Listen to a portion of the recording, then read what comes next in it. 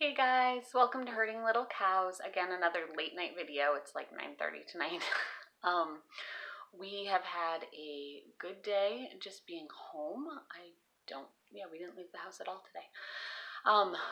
Our Mondays, we are a little busier because we don't do chores on Sunday. So there's extra dishes, there's extra laundry, all those different things that happen. So it becomes a longer day.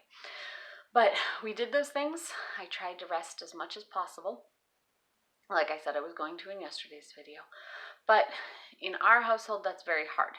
So I will start this with a pregnancy update, and then I will explain why it's very hard for me to get the rest that I need. Not because anyone in my family makes it hard. It has other things. So anyway, pregnancy update. Today is 38 weeks, 2 days, I think. Today's the last day of September, and it's 9:30 at night, and I'm not in labor. So definitely feeling different today, like baby's moving around in there, getting lower or more ready or something. I don't know. Definitely feeling feet kicking me in different places, but in a good way. Not like baby's flipped wrong or anything, just different. And I've just felt kind of different today. So a little hard to focus on this video. I spent the day resting. The family let me take a nap this afternoon, and then we played outside for a while and had supper with my mom. So that's the basics of the day. Our day started slow as Mark was not having a good morning, and I wanted to rest, so I had the girls making breakfast, which just meant that stuff started later in the day. But the reason that it is hard to rest for me in our family is Mark's disorder. We don't know what it's called yet. We're working on some different issues and different diagnoses and different doctors. We're still working through that. We've been working through that on and off for 18 years now. 19 years now. Yeah, a long time. Mark has had these spells on and off, and sometimes he'll have them for years, and sometimes they'll go away for years. But this set of spells has lasted for a little over 2 years now. He went out of work August of 2017, right before I had Uriah, and is still out of work about to be October of 2019. He has some good days, but usually that's, once every 2 weeks, not where he won't have a spell. Once every 3 weeks, maybe. Most days he has multiple spells, and if you've seen them, you know what we're talking about, but I don't think people really understand how they work.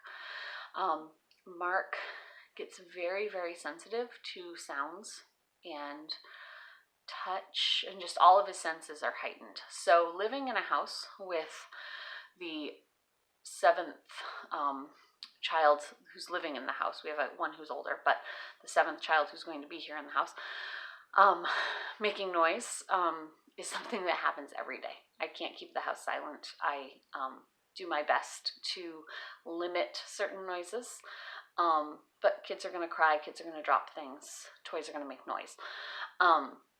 But when he's having a bad day, these senses can be heightened, and it's not always the same sense. So sometimes touch is a problem, and if you brush against him, it can set him off into one of these spells. But again, that's not every time. Certain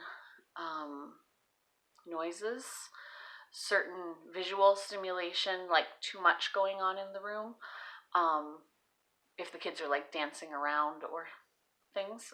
But again, not every day, so don't think the kids don't have fun. We allow lots of different activities, and also activities when Mark isn't here, which isn't very often because Mark is out of work, so he's home all the time. But like, I will let the kids get out our instruments. We have a broken guitar and recorders and a cajon, which is a kind of drum, and we'll let them have a dance party music session while Mark is out on a walk in the morning with Naomi. So it's not that the kids don't get a chance to be kids. We just have to sometimes limit it to, okay, now it's quiet time, and we're going to sit and read books, and people aren't going to make certain noises.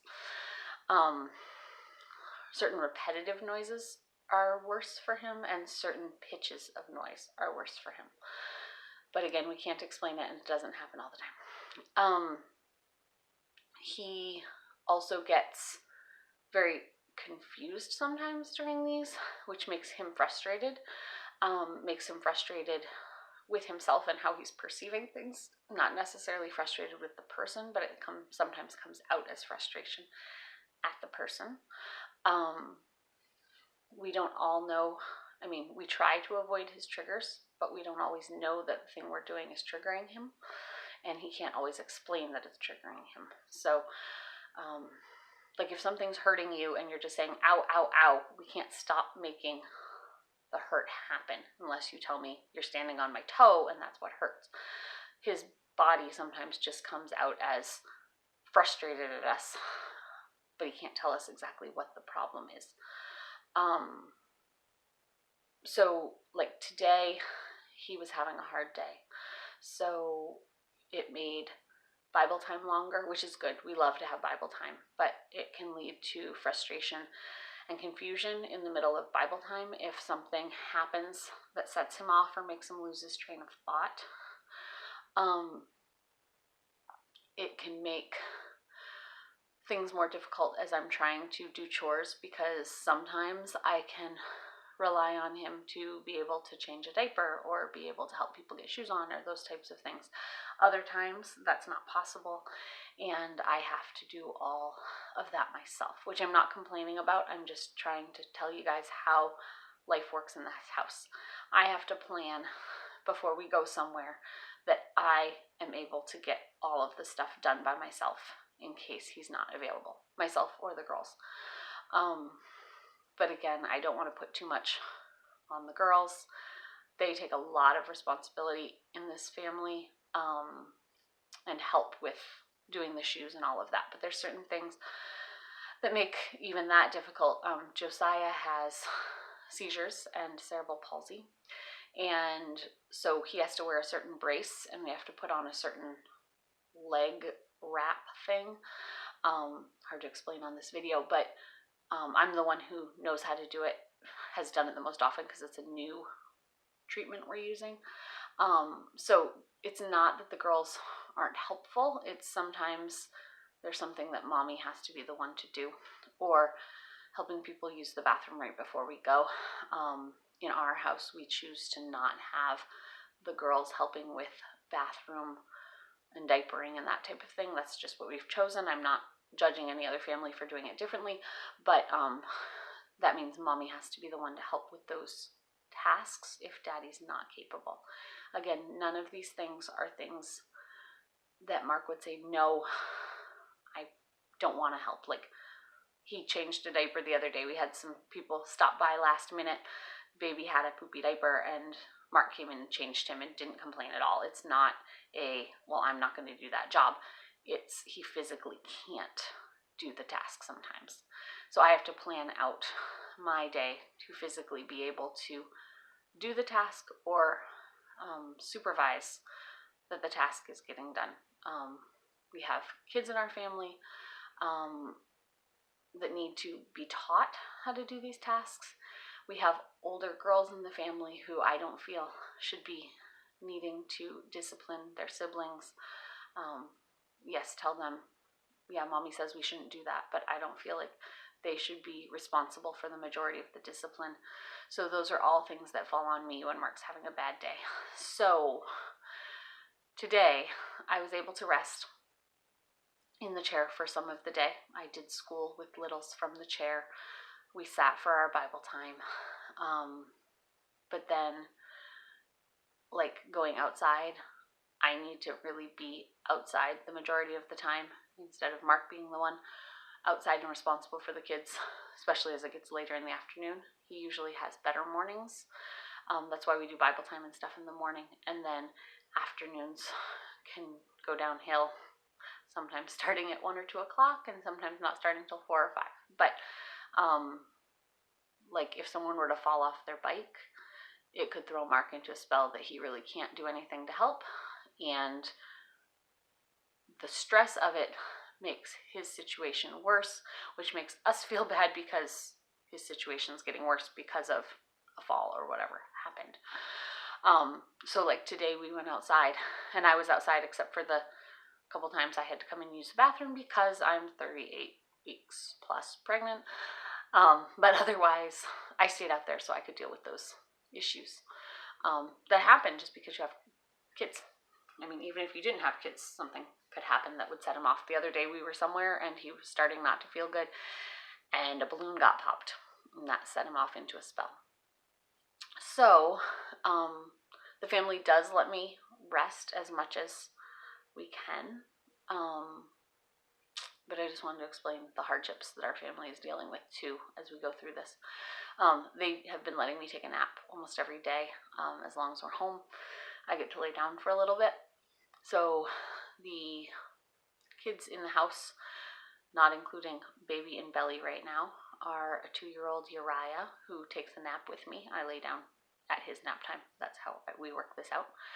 4-year-old Abigail and 7-year-old Josiah usually play together.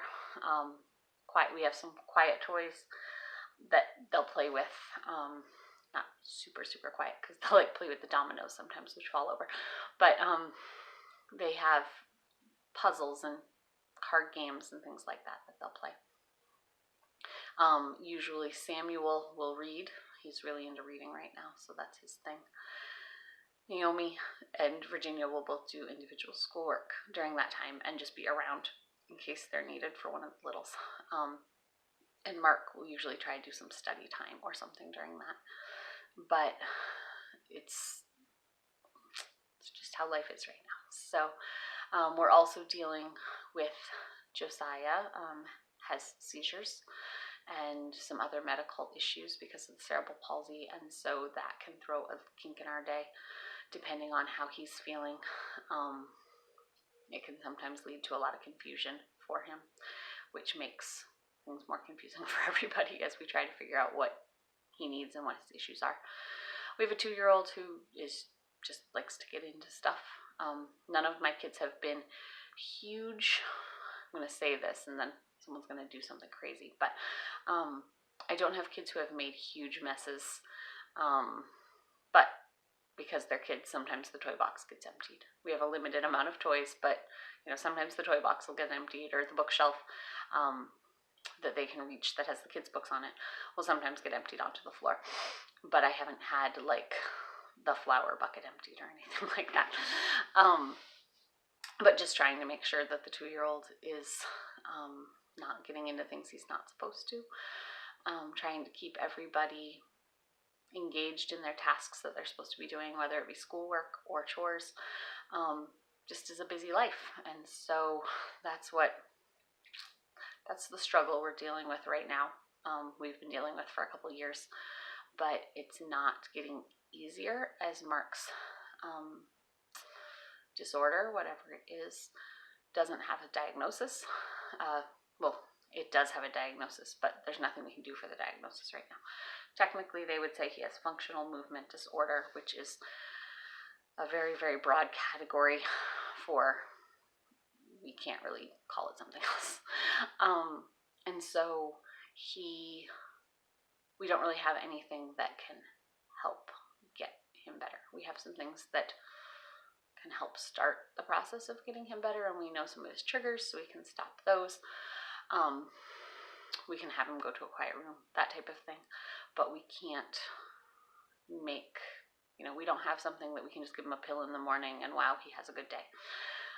Some of these things are like, even we went on a walk today just in the driveway while the kids were playing, and his brain was not communicating well with his feet, and he could tell he was walking funny, but he couldn't make his feet go in the right direction. So he looks like he's going to fall down. We have to make sure that he stays safe for his own safety. He doesn't fall. I think he's maybe fallen once or twice from these things, but definitely looks like he's going to fall. Definitely needs a supportive hand there. So if you